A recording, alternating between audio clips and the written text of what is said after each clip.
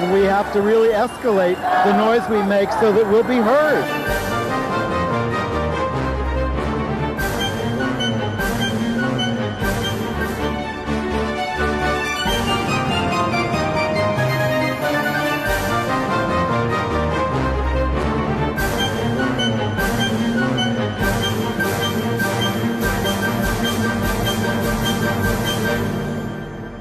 Welcome to Gay USA. I'm Andy Humm, welcoming Chris Cooper, sitting in for Ann Northrup, who's on vacation. Thank you for being here, Chris. My pleasure, Andy. And but the news is not all pleasurable. Some is. We start with the fact that President Trump is gutting an executive order of LGBT protections, and they also won't add the LGBT question to the 2020 census. Meanwhile, we're all aware of the Republican collapse on the attempt to repeal Obamacare. We'll talk a little bit on how this will be a boost to the expansion of Medicaid and how it will affect LGBT people. Yep. We got a mixed federal ruling on using sex discrimination laws in gay cases. Anti-LGBT bills in Montana, Virginia, and Oklahoma have been derailed, which is a good thing. Yep. We're going to update you. I was in Orlando this past weekend, and we're going to update you on the Pulse Club, the scene of that LGBT massacre this past June. Meanwhile, in Australia, a gay rodeo cowboy has stood up to anti-guy threats, and his words have gone viral. And I'm going to give you my review of Miss Saigon, and we're going to talk about... We'll talk a little bit about the movies and the comics. Yes. Our resident movie critic, Chris Cooper. All right, well, we do, and by the way, this Friday we're going to celebrate or mark International Transgender Day of Visibility on Friday. There are activities all over the country. So we start with what President Trump has done this week. There are federal orders for complying with civil rights, and they're basically saying you don't have to report on whether you've had instances of LGBTQ discrimination at this point, right? Well, I mean, this is about the rules that require federal people who do business with the federal government to adhere to non-discrimination policies. Yes. So Trump did not rescind the executive order that says contractors can't discriminate against LGBT people, but now they're cutting the reporting requirements. Exactly. It's important to make the distinction. That executive order is still in effect, but what's happening is that basically the enforcement ability has largely been gutted because there used to be a provision that required those companies to report 3 years worth of compliance with not just with the LGBT provisions, but also with the non-discrimination on the basis of race and on the basis disability of gender. And disability. So, and of course, you know, this was under the Obama administration's interpretation of Title VII, which said that anti-LGBT discrimination is sex discrimination. So what Trump has done is he has said, okay, well, you don't have to now prove that you've been complying with these rules for 3 years in order to get the federal contracts, the big federal contracts. And what it essentially does is it gives almost a green light for companies to not pay attention to those rules and to, in some cases, perhaps flagrantly ignore them. And then there's the census, the 2020 census. You know, the only way LGBT people have sort of been counted officially is in terms of our relationships a little bit, right? If you had a partner or more recently a spouse, but of course that was not true anywhere in the country in 2010. Right? Well, that's not true. Actually, there was Massachusetts and a couple of other places. Right. So people were married, and there was ways of counting partnered people, but it wasn't true nationwide. So we were hoping for just a really specific LGBT question on the census this time. We were building up to that, and it's not going to happen. It's not going to happen under the Trump administration. No, in fact, apparently the Census Bureau mistakenly published something that indicated or suggested that they were going to add a question about LGBTQ people on the census, and they quickly issued a retraction saying, oh, no, we're not going to do that. And GLAAD, the Gay and Lesbian Alliance Against Defamation, called this a systemic effort on behalf of the Trump administration to erase LGBT people. And you know, if we're not counted, it's very hard to get services and all those kinds of things assigned to our folks in the various areas of the country. Because it's not just the census. There have been other federal provisions, federal regulations, where previous reporting requirements that force them to take account of the LGBTQ people have been now under Trump removed. So it's an ongoing process. And that leads us into a discussion of, well, actually, let's talk about some of the other horrors. Get this. The Trump administration has selected to head the Health and Human Services Civil Rights Office, a famous anti-transgender activist. This guy's name is Roger Severino. He's a longtime opponent of transgender equality.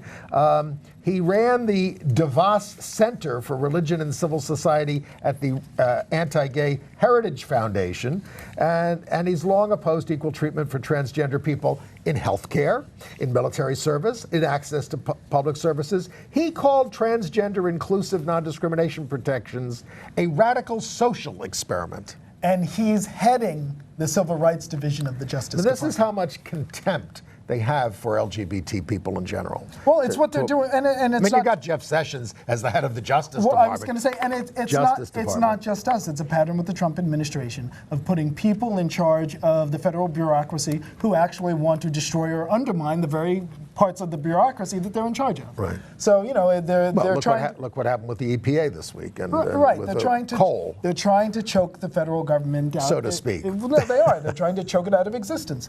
And I mean the requirement to comply for 3 years with the various regulations for non-discrimination is a good example of under the guise of we want to free business from regulation that's choking innovation. Right. They're removing protections that actually make people's lives better. Bigotry, such an innovation.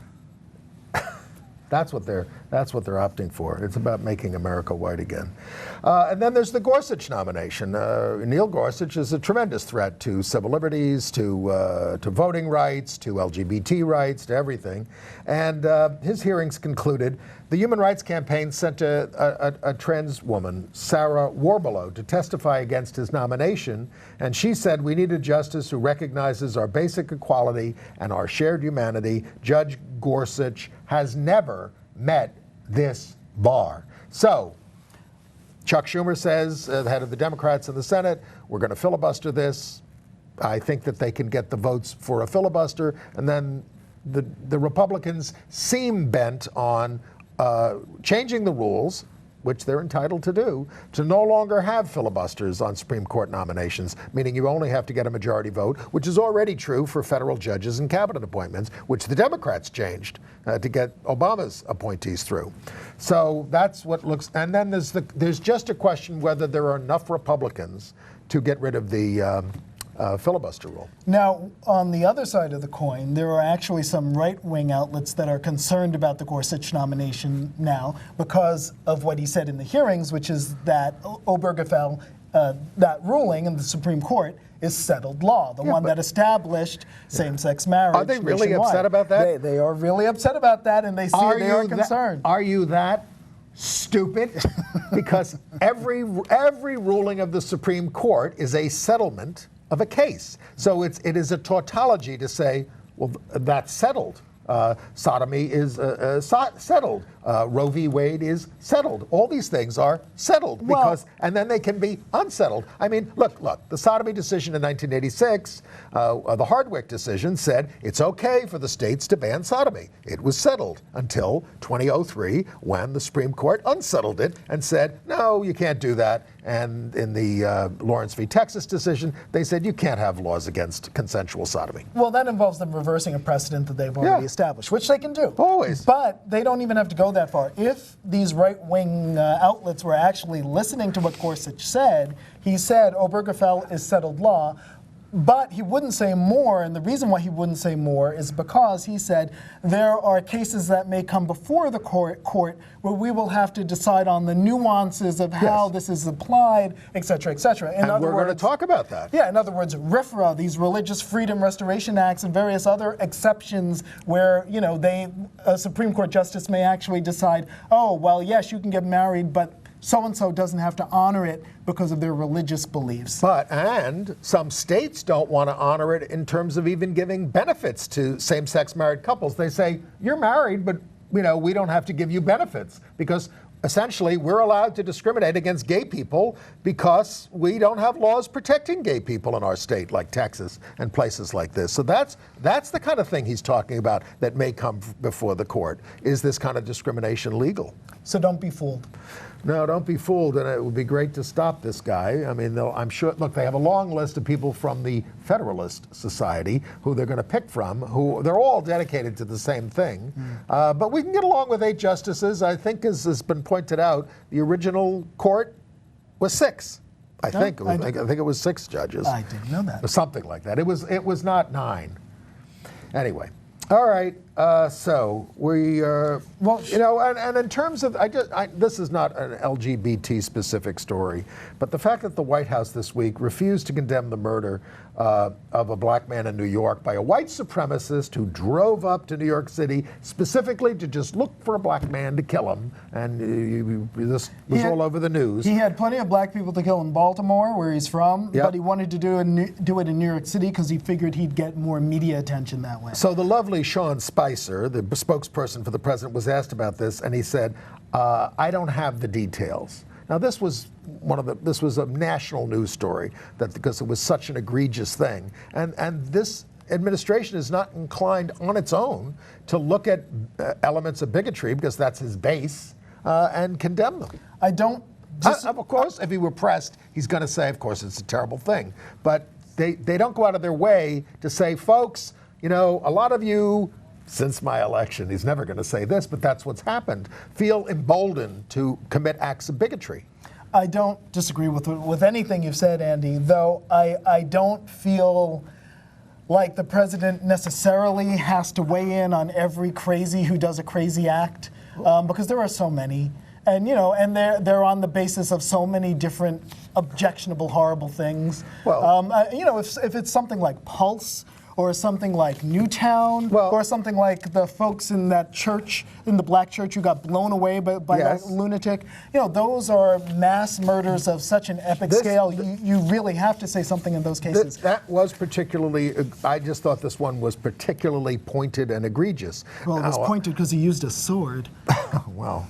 And then in New York, I'm not expecting him to comment on this, but we had an incident on the subway where this thuggish guy was yelling at some Iranian people and calling them names and things. And the Daily News wrote this up, and he followed them out of the train, and he was being very threatening. And they have a video on it, and so maybe they'll catch this guy because he was really threatening to these people. But the Daily News didn't mention, although it's on the tape, that he also calls them maricon. It's the same. It's the same thing as what you are.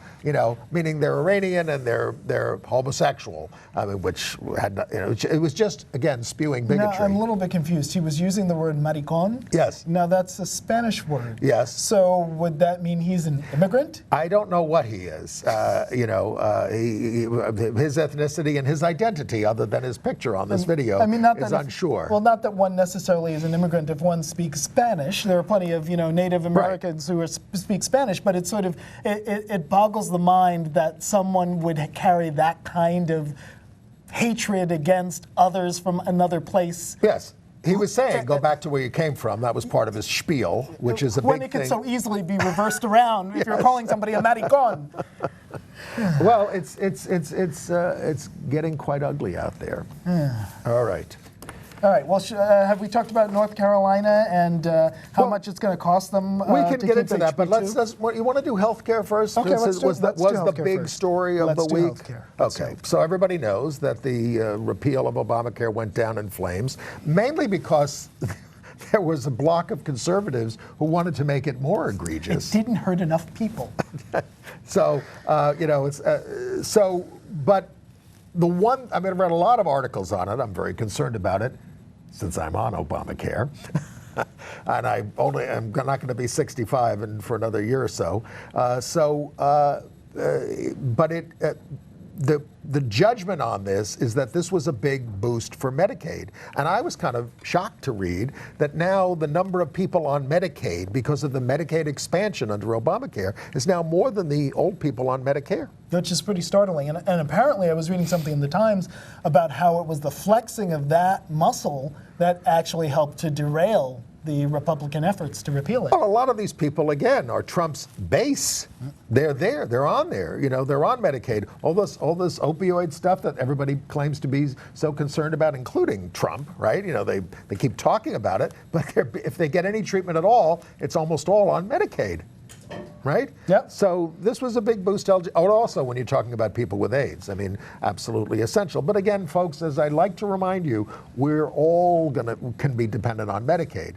You go on Medicare when you're 65, but if you've got to go into a nursing home, you end up on Medicaid almost universally because you run out of your money and then the state has to take care of you. That's what happens. Well, Andy, as you were saying, you mentioned people with HIV and how they've been impacted by the Affordable Care Act, and it actually has brought thousands of low-income people living with HIV, allowed them to obtain health insurance through Medicaid that they would not have been able to afford before. 14 million people would have lost their health care if the repeal had passed, and by 2018, that would have been by 2018, and 24 million by 2026. That's insane. But you know, they claim they're going to go right back into this. Of course, Trump is under the illusion that maybe he can work with Democrats on this, but Democrats aren't going to go for this thing unless you actually do make it better. Well, and that was one of the funnier things in the aftermath when Trump was saying, not a single Democrat tried to help us. It's like, no, because they all oppose repeal of the bill. Yes. You don't? Yes, and similarly on his big infrastructure plan, you know, he's a lot of conservative Republicans are not going to want to go into these big federal expenditures. Of course, Trump doesn't want to either. He just wants to privately finance profitable projects that private companies can run to charge you more to drive and go across bridges. That's not the way to do it. If he wants to work with Democrats, it's got to be public funding of infrastructure, and that's the only way they're going to go for it. So, well, hopefully the Democrats will hold the line and, you know, grow a pair. And finishing up on health care, Senator Bernie Sanders and somebody else in the House are going to introduce a single payer thing, and that is where we have to head if we're going to solve the health care problem in America. I wish. Well, But, why wish? I mean, it's what the rest of the world enjoys. I know. Look at the polling on the repeal bill that they put up. You know, they got 17% approval on their plan. Clinton couldn't do it. Obama couldn't do it. Well, he did do something. Obama did something.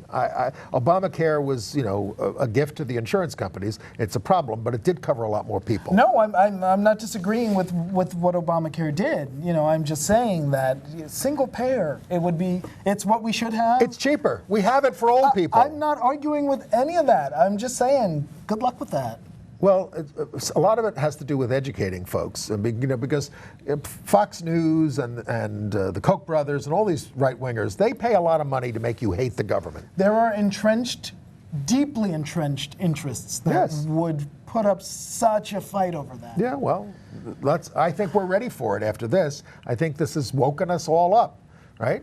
I mean, look what's happening in New York. They're even going to put a resistance group Several resistance groups towards the front of the Pride Parade. Oh no, let's not be Day. uncharitable. The only things that are going to be ahead of them, according to what we've heard, are the sirens, the motorcycle club, the lesbians. They always go first. They're not all lesbians. Okay, who always go first? They do. And then the grand marshals. And then the Heritage of Pride float, which they're the organizers themselves, and then a series of protest groups, including United Through Action, Rise and Resist, ACT UP. Los Angeles turned their whole Pride March into a protest march. That's what they're doing this year. New York is not doing that. Okay. But you know, we'll have more on this and more analysis of this. But I mean, it's a step. It's a step, so to speak. It's a parade. It's a step. By the way, the guy in the House who's sponsoring single payer is Peter Welch from Vermont. So I just found his name. All right. Let's talk about this, if we can, in the absence of Art Leonard. The Second Circuit, which is the federal circuit in New York, they've rejected sexual orientation discrimination claims by a gay man under Title VII, which is sex discrimination, but they've revived his sex stereotyping claim. Now, this is a very important case, and this is a split decision. And it was important because it's the first time that the Second Circuit has ruled on this kind of sexual discrimination case or sexual orientation discrimination case since the Trump administration has flipped its approach to these cases. The approach under Obama was to try to make sure that sexual orientation was covered under sexual discrimination provisions, and now Trump's Justice Department is, washing its hands of that. Right, but this is I believe it's a lambda legal case. Anyway, this guy Matthew Christensen is his name, who suffered rather egregious discrimination from his employer. Can maintain his lawsuit on a claim that he was a victim of unlawful sex stereotyping by his employer. Now, I found this particularly interesting because his employer is also my employer. Oh. He works for a massive, Omnicom is the company, which is a huge multinational advertising agency, which has companies, like an octopus all over the globe. He worked for a different company, obviously, than I worked for, but I do work for an Omnicom company, so I was very interested to hear tell the boss to back off. Well, what was interesting is we kind of ran into a little bit of a transgender thing in my office. I happened to be out, I guess I was out on vacation that week or something, and I came back. You're out all the time. And I came back and I heard all about it, and I was like, good God, what happened in my absence?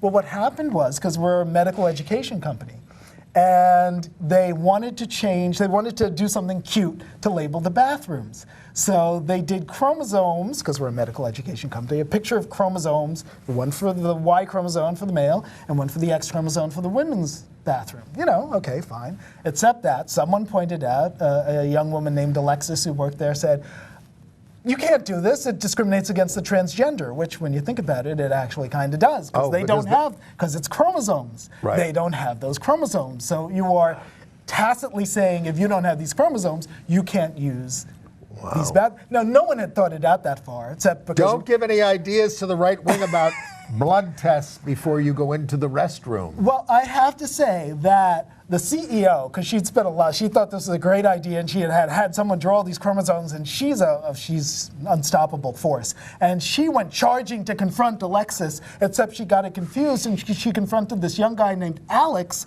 gay guy who had just started working that week, and she's laying into it saying, she wasn't, but she's like, what do you mean? What are you trying to do here? Or what's the point you're trying to make? And I give Alex tremendous credit.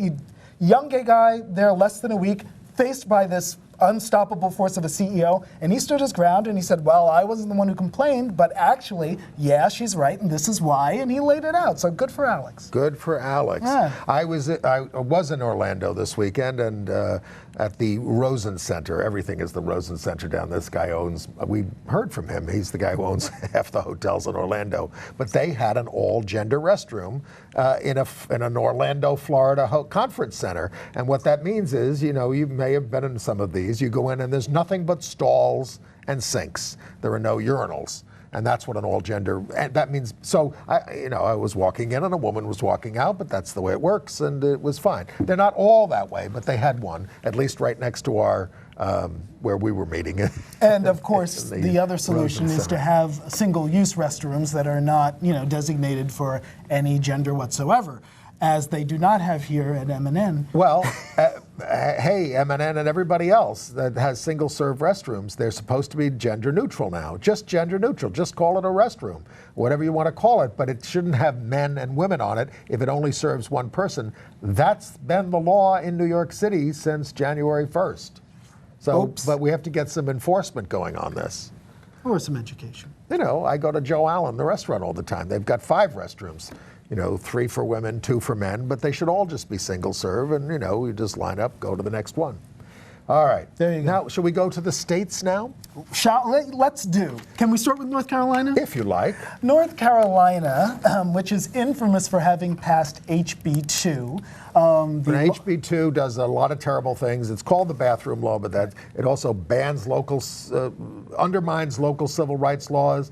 It undermines local governments from even raising the minimum wage. It undermines suing in state court for those very anti-discrimination protections. Yes. So it does a lot of horrible things, but the wedge they used to pass it was the whole idea of transgender use of the wrong bathroom. Right, and they were going against Charlotte, North Carolina, which passed a comprehensive law on civil rights that included gender identity. And then Charlotte repealed their whole law in an effort to get them to repeal HB 2, and then the right wing reneged on the deal.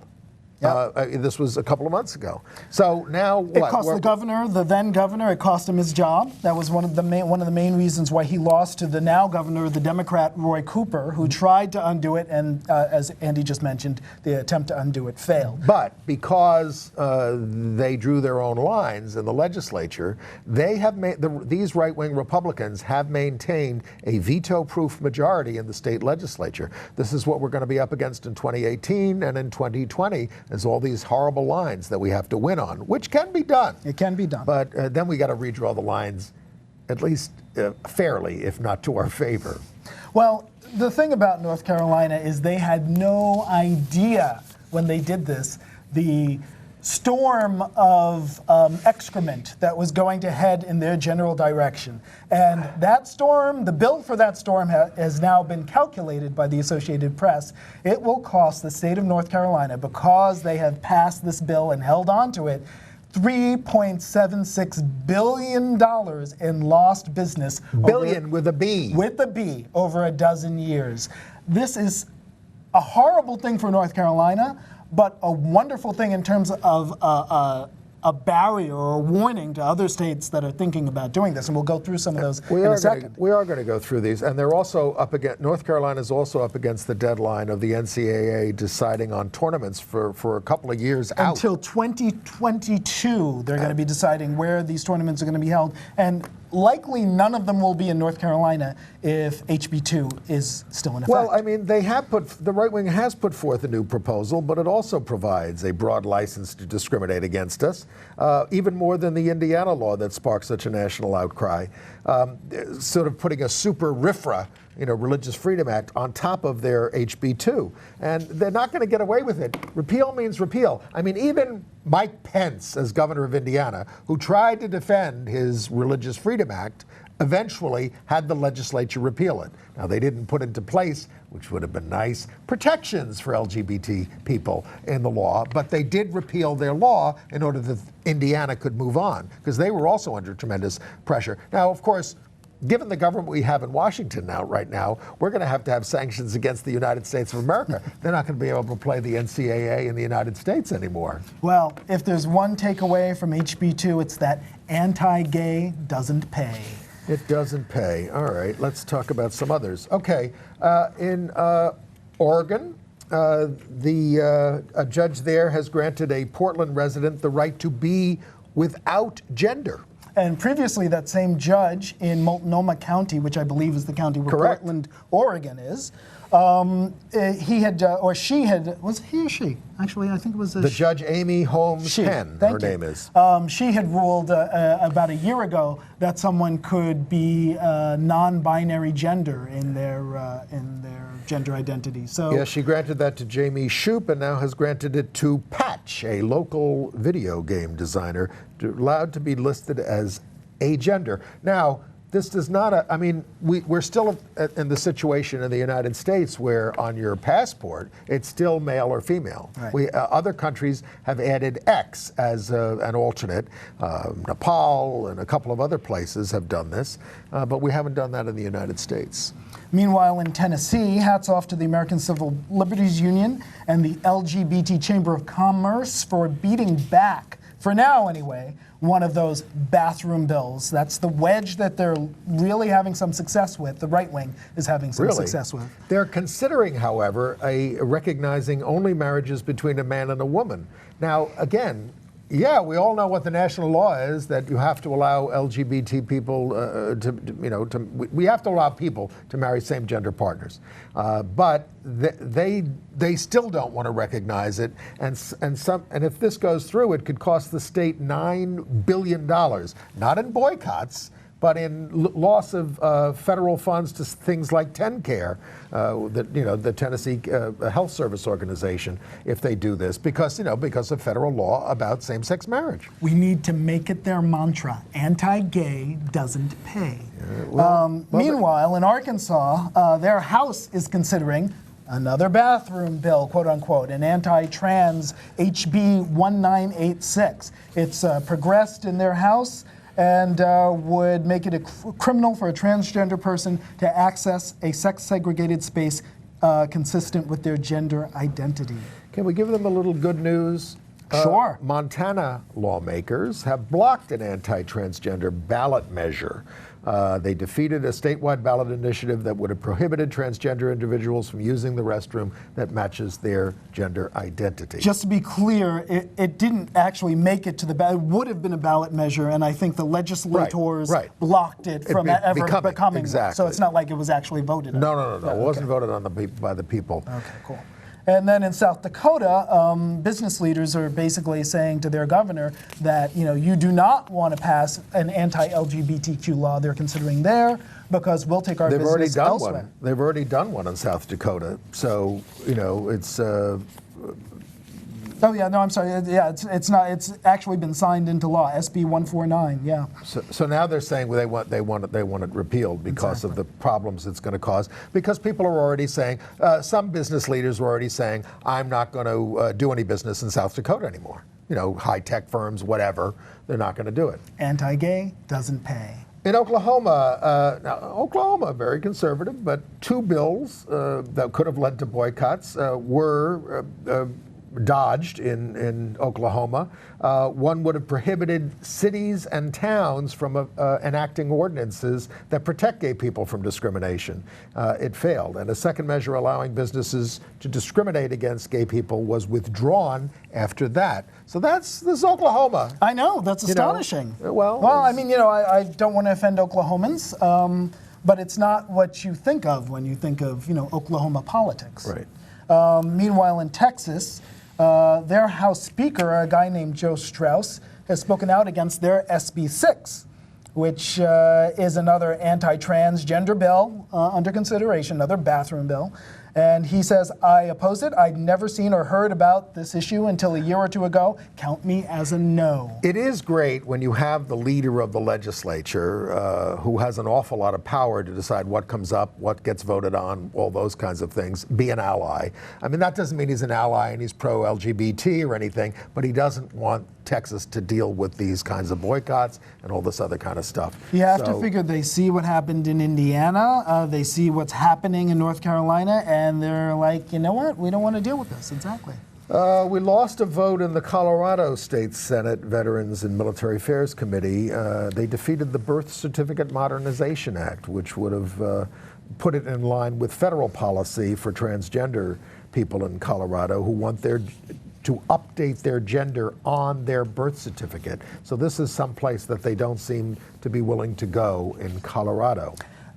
I'm still in Texas. Can I stay there for a second? Sure, stay as long as you like. It's a big state. All right, well, let's talk about Rick Perry. Now, yes.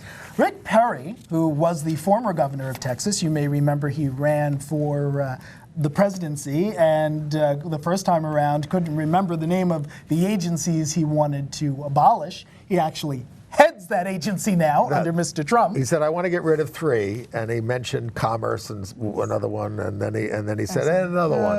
So and then it turns out to be energy, and now you've got the job. And when he got the job, he discovered that they deal with a lot of nuclear stuff. He had no idea. It's very complicated. This is your government, folks. It's very complicated, this Department of Energy. It's like healthcare. Who knew it was so complicated?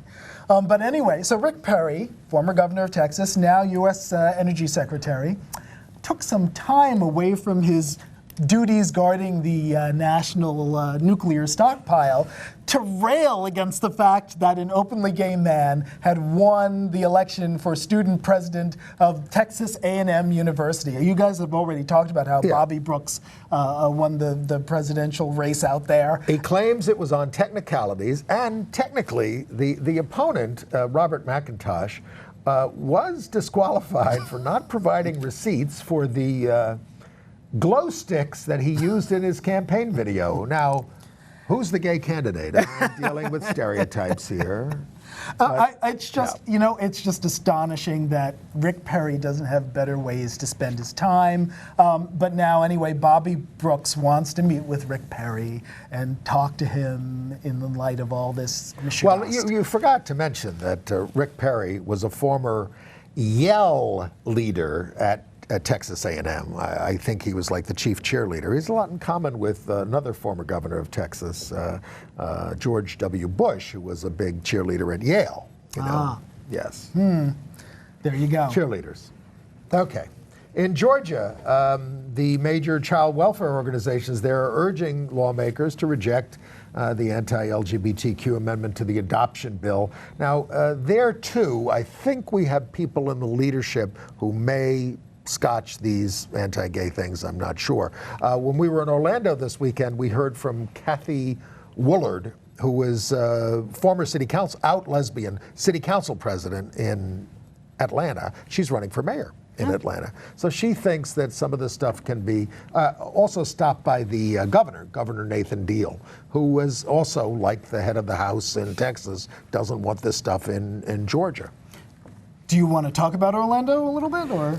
We could. Where are we up to now? Yeah, I mean, I did go by. I want to have a couple of stories about the Pulse there, and if we can put this picture up. Everybody when you go to Orlando these days, you make a pilgrimage to the Pulse, and that's the sign is still there. It's still lit rather lightly there. It's in a very busy business district. It's not like some out of the way place, but of course it's now surrounded by all kinds of banners and things, so that you can't see the black box there. Now, I learned that the city of Orlando offered $2.5 million to the owner of the place, which is like $1 million over what the value of it is, and she won't sell. And she's also not talking, but the story is that she wants to reopen it as a club. The other thing is, now take a look at that picture there. There was a father, and we were there, a whole big gay group and everything, but there was a father and his little son there, and he was taking the boy around to all the aspects of the memorial there. They're looking at the pictures of the 49 people who were murdered there in the largest, single massacre in the history of the country on one day by one shooter. And he was patiently explaining everything that was going on. It was very moving just to watch it, that he was explaining to his son there. I would just like to see it grassed over and, be a place of contemplation. The city might want to make a museum out of it. They've collected all kinds of artifacts in the aftermath, all the stuff that people put there. I know, Andy, you were saying that you thought it was, tacky, for lack of a better word, to reopen Pulse as a dance club. I didn't say it was tacky to open it as a club. I don't think I'd want to be dancing in a place that was a scene of such carnage. Now, some people would say that would be a triumph of the spirit. Well, yeah, I mean, overcoming. The argument would be that it's an indication of resilience to do with that. I don't know if I subscribe to one view or the other, but you can make that argument. Okay.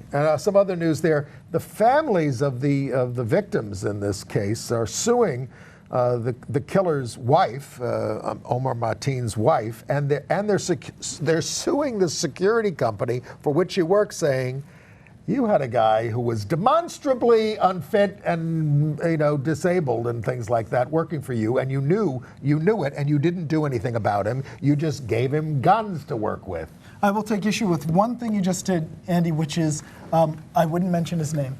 I would never mention his name. That happened in Orlando. They had a panel on the Pulse massacre, and I don't know if I mentioned his name. I just said, "What's the update on the killer? These were reporters who had covered it in Orlando, and I said, what is the final verdict on?" What was he up to? What happened? All this kind of stuff. I was just trying to get analysis, and I was interrupted by the host who said, "We don't want to talk about his name. We don't want to talk about him." Well, I think we do have to understand. I think we do have to understand who he was. I agree. And what happened. I agree, but I resist with every fiber of my being using these people's names. I think they should have their birth certificates revoked. I think they should have their social security numbers eradicated, and I think their name should never be spoken again.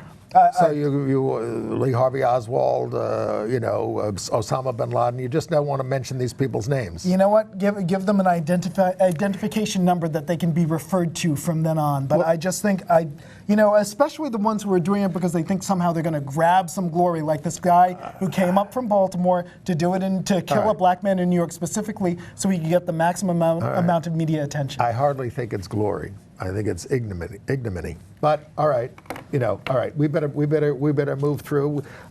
Thank you to Virginia Governor Terry McAuliffe. He has broken the record for vetoes in Virginia on all kinds of things. I mean, he's in the 90s or something like that. But he vetoed 2 anti-LGBT bills in the state legislature. One related to education that said, and the other had to do with sexually explicit material in the schools. And he just said, we already have enough laws to cover these things. Don't do it. It's just gratuitous anti-gay stuff. And also good news from Columbus, Ohio, where their city council has passed a ban on conversion therapy for minors, which is a positive trend that we see happening in more and more places. But in the state of Ohio, they've reintroduced your LGBT rights bill, and they asked Governor Kasich about it. And he said, I don't want anybody to be subject to discrimination, but I'm not sure it's a problem in Ohio. I mean, it's 2017, Governor. You know what's going on. You know how many other states have these things. Don't act like you're supposed to be the good Republican. Forget about it. All right. Meanwhile, Liberty University has been named as a co-defendant in the civil suit in the long-running custody case of the Miller-Jenkins custody case. Yes.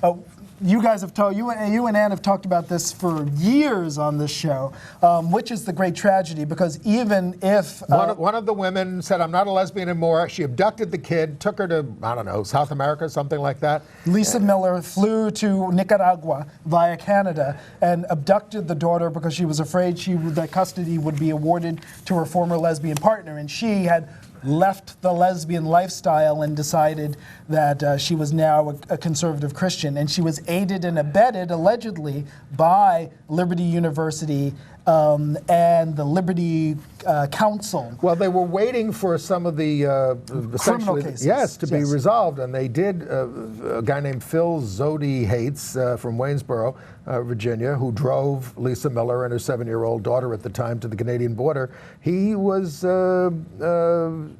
convicted and sentenced to 3 years in prison. So now that criminal action has wrapped up, they're looking at the civil action, and Liberty University could be on the hook for major damages when you consider that this woman's relationship with her daughter has essentially been eradicated. Yes. It happened in 2004. It is now 2017, and that child was 7 years old then in 2004. How old is she? So what does that make her? You want to do math? Whatever. Isn't she an adult now? Yeah, she's 15 or 16, 17. But all right. Yeah, it's... Emancipate yourself. Go back to your other mother. And one of the co-defendants who's now going to be allowed to be sued is Matt Staver, the horrible, the one who defended Kim Davis, I believe, right? Liberty Counsel. Did they do Kim Davis? Yeah, I think so. I think so. Not sure. Anyway, well, I'll be corrected if it's not. All right. Let's just quickly go through, as predicted by Ann on last week's show, the National Organization for Marriage's anti-transgender bus did get vandalized in New York. Somebody painted trans liberation on it and scratched it. Could it have been NAM itself? Who profits? The bus was headed to Trump Tower, New Haven, Boston, Philadelphia, and Washington, D.C.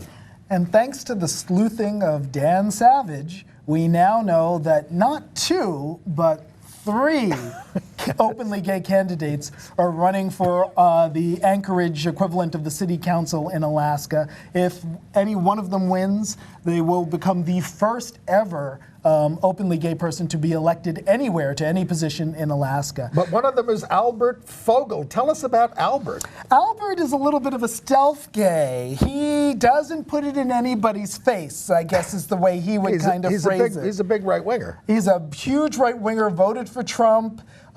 So, you know, his policy positions are pretty wretched, except for... He's endorsed by anti-LGBT people, but he says... He says that he's actually on all our issues, that he's in favor. He supports marriage equality. He's married himself to a man. That he supports adoption rights for same-sex couples, that he opposed bathroom bills, etc. But if you look at his campaign website, there's a picture of him there fishing with a woman who, as it turns out, is his sister. So yeah, there's 3 running for office, and one of them is a right-winger, but he's been spooked out by Dan Savage. A couple of New York notes. Our Attorney General has brought charges against a Republican State Senator Robert Ortt from upstate New York. Now, all this would be great in terms of eliminating some of these anti-LGBT Republicans from the legislature, but we still have in this state a lot of renegade Democrats who caucus with the Republicans to keep them in power. Of course, it would be now Schneiderman, of course, has a lot of jurisdiction over Trump. Maybe he could do something to get him on something. Wouldn't that be lovely? That would be nice. But some terrible things in New York. The Port Authority is conducting an anti-gay sting in the restrooms, which is just outrageous. And in Queens, in Jackson Heights, they arrested 6 male prostitutes in order to clean up the neighborhood. And our state comptroller, Tom DiNapoli, he's pushing for boards of corporations to include LGBT as one of their criteria and trying to get diversity. And he got the GoPro Incorporated to do that. All right. All right. Shall we do international news? Well, yeah. I do want to note that the AP style book is now saying, this is for their reporters when they write stories, can use they as a singular pronoun. This is something that transgender people want especially. And they've also included homophobia and homophobic as words that their reporters can use. In 2012, they were trying to discourage them from doing this. And I think this is a great tribute to my late friend George Weinberg, who coined the term homophobia and had a fight with the AP over it. All right. All right. International news. Some somewhat disturbing news out of Ivory Coast, the nation in Africa, which has apparently long been a little bit of a gay haven, as much as one can be in Africa, because things aren't always good for the gays in Africa. But there was an arrest. They don't have laws against it. Technically, they do not, but 2 gay men were jailed for 3 months for public indecency law that carries a harsher sentence for it being an unnatural act with the person of the same sex. It's the same thing they do in Egypt. But apparently this is one of the first times that this has been applied in this way. And it's causing a lot of angst for people in the Ivory Coast who saw, especially in the city of Abidjan, I hope I pronounced it correctly, which is the commercial capital, sort of like the New York, I guess, of Ivory Coast. And it's long been seen as a place where gay people can be safe. But the Ministry of Justice said they're actually considering changing the law so that it no longer singles out homosexual acts or relations. That would be wonderful. And welcome news from a continent where we often get only bad news. My favorite story of the week is from Australia, where an 18-year-old gay rodeo cowboy, actually says he might be 19, but he's a bull rider, and he started receiving death threats because he was open, and he responded to everybody in a short video, and we wanted to run that for you. G'day guys and girls, the gay cowboy here. It's been a long time since I've made a video, so it's about time I do. Today I was attacked for being an openly gay cowboy. They think they're going to silence me, but there's no chance in hell. They think they're going to stop me from riding this weekend's rodeo? Not a chance in hell. I will proudly stand up to any homophobe and say right to their face that I'm a proud openly gay cowboy. It doesn't make you any less of a person, nor be it a cowboy. Rural Australia has a terrible problem with homophobia, and it needs to stop. And we need to join together as a community to make it happen. The fact that I'm getting death threats just for going to a rodeo is disgusting, and these people are the scum of the earth. I have zero respect for them, and I hope they get their comeuppance.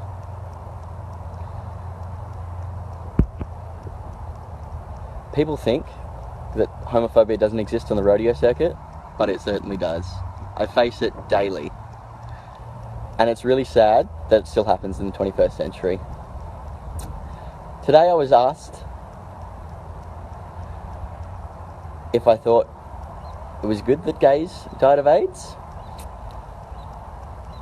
And he also said he wished it was 1850 so he could go and shoot me for being a fag. Just a kudos to you, mate. You're a real prick. I hope everything that comes to you is karma. The gay cowboy will never be silenced. I will forever be a proud, openly gay cowboy. I will happily give a voice to those that are too scared to speak up and be who they are. And I will always be out and proud. Remember, homophobia, it ends with me. And he's coming to the United States this week to be in a Texas rodeo. Maybe you can stand up to Trump. I thought that was a brilliant statement. You know, especially like these people are the scum of the earth. Great. Tell it like it is. All right, what else is going on? In India, the Catholic Church has teamed with trans advocates to improve the community. They've opened the first school where members of the trans community can take classes and vocational training. All right, you know, enough to make your head spin. And then back in Australia for just a second, the Immigration Minister Peter Dutton wants to have a male plebiscite on gay marriage. MAIL. And people are organizing against it because they think it's an incredibly bad idea, which it is. Okay. Shall we move on? Sure. Because we have a lot of entertainment news. Absolutely. In AIDS news, by the way, in West Hollywood, and we have a picture of this, the LA LGBT Center is taking its F blank blank K without fear campaign to the streets. Literally, there it is. These are drawn into the streets, and it's to promote PrEP. And you can learn more about that by going to PrEP.org. And of course, as Bill Ballman, our associate producer, says, you know, all hospitals are supposed to provide PrEP at this point. But I mean, but you can learn about it by going to that website. And just because I sometimes find it confusing, PrEP is pre-exposure prophylaxis. Yes. As opposed to PEP. You don't have HIV, you take the pill every day, and you won't get HIV except in an extremely, extremely, extremely small number of odd cases. Correct. Okay. All right. You should still use condoms because there are a lot of other STIs out there. And they're rising because people are using PrEP and not using condoms. Use condoms as well. All right. Entertainment news. Beauty and the Beast. Beauty and the Beast. It was so profoundly gay from beginning to end, every minute, every second. No. It was gay like that. That's how quickly it's gay. But, blink twice and you missed it. No, seriously, if you blink twice, you really will miss it because there are two really quick moments where you get the little flash of gayness and then it's moved on. But, you know, it was entertaining. Good for them for putting it in at all.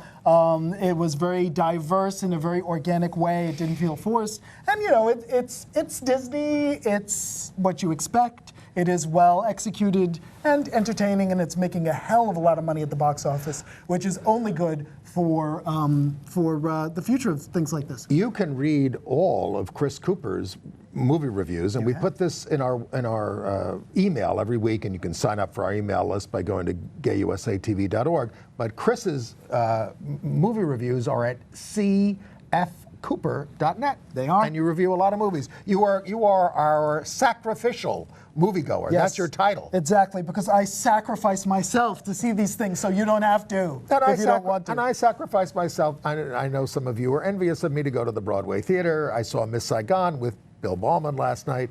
It's a good revival. It's a very melodramatic story. It's got everything. But Eva Noblezada and Alistair Brammer in the leads there they are. They have very fine voices, and it's very hard not to be moved by it. My problem with Miss Saigon has always been, it's a British production, and my attitude is, what? You Brits don't have enough atrocities in your own history to make musicals about? This is true. I mean, come on. This is true. While we're on entertainment news. But the engineer, of course, is at least played by an Asian guy, not Jonathan Pryce. Well, step forward. All right. We should mention the nuptials over the weekend Yes. of Orange is the New Black star Samira Wiley and show writer Lauren Morelli, married in Palm Springs, California. Congratulations. Happy birthday to Elton John, who turned 70 on Saturday and was serenaded by Lady Gaga at a AIDS Foundation, one of his AIDS Foundation benefits. Lady Gaga and the Wonder Team. All right. Meanwhile, in the comics, Yes. if I may, Marvel Comics has a new superhero, and as we know, the comics are sort of dominating the box office these days. Yeah. But in the What's up with that? Well, I could opine on that for days. The return of myth to our culture. But anyway, in the You wrote pages, a book about it. I did.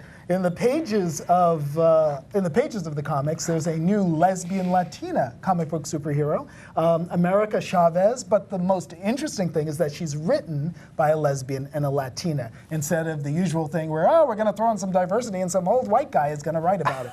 So no. Excuse me. She joins a growing stable at Marvel of diversity. I mean, the Hulk is now a Korean kid. I think Thor right now is a woman. Captain America is currently a black guy. So, they're really... With all this, how did Trump win? Well, and this is the interesting thing. Because in the comics, when they made Lex Luthor president of the United States, he sold all his interests in LexCorp. That means that Trump is less ethical than a comic book supervillain. I read that on the web today, and I'm like, gosh darn it, they're absolutely right. Hey, we had a breakthrough on Broadway this week. It was a short one. Justin Vivian Bond took the stage as Anna Madrigal in a musical adaptation of Armistead Maupin's Tales of the City. There V is. And this was on March 27th. And it's the first time a transgender actor has played a transgender role on Broadway. And Justin Bond is well known in New York anyway for his act as Kiki in the duo Kiki and Her. Yes, and Anthony Rapp is taking a gay role in Star Trek Discovery, which is the TV series. Yeah, new TV series coming out. The role of Lieutenant Stamets, Stamets. And apparently you're telling me it's supposed to be a recurring openly gay character? The first in the series, apparently. Shocking. Shocking. Shocking. There's a new TV series being developed about RuPaul's life in the 1980s in New York City. That's going to be a dramatic series, I imagine, played by RuPaul. What else have you got? Any other movies you want to talk about? I saw Life, starring Ryan Reynolds and Jake Gyllenhaal. Yeah. And it's sort of like part Alien, part Gravity. Unfortunately, not enough of the good parts of Alien and Gravity, and not enough novelty. Well, keep out there sacrificing yourself so we can understand these movies. Thank you for being with us this week, Chris. My pleasure, Andy. Whenever you need me, give a call. Thank you very much. As long as it's not migration. Except during birding season. And we'll see you next week with Ann Northrup. Thanks for being with us.